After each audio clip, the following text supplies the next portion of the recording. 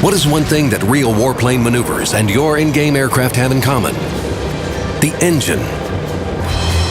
Although in the game, the engine is mostly handled for you.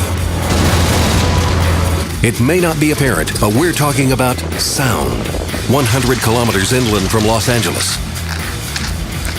2 weeks of scorching heat. 6 men and 18 real warplanes.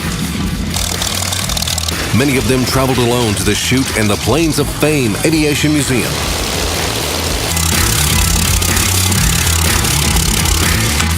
The valves of the Soviet Yak-3 used to cling like this when legendary pilot Marcel Albert tried to get his damaged plane to the airport in 1943.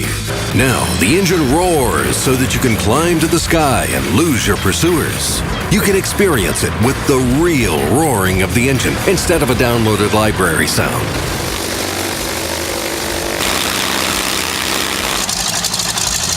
All of the exhibits are real planes manufactured from the mid-1930s to the early 1950s. Many of them have seen real combat.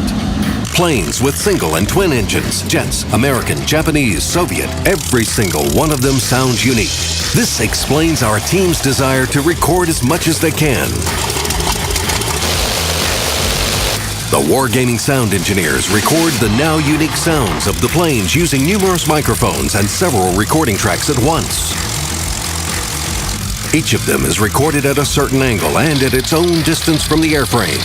The starting, low rev, medium sounds, plus the afterburner. We've made the planes sound as real as possible in the game. As a result, the in-game sound in World of Warplanes depends on the camera angle, distance, and the engine's operating modes. You can easily experience them in the game when the plane executes different maneuvers or engages the afterburner, for instance. The sound is like the pilot would hear it from his compartment. Well, it may be a bit quieter.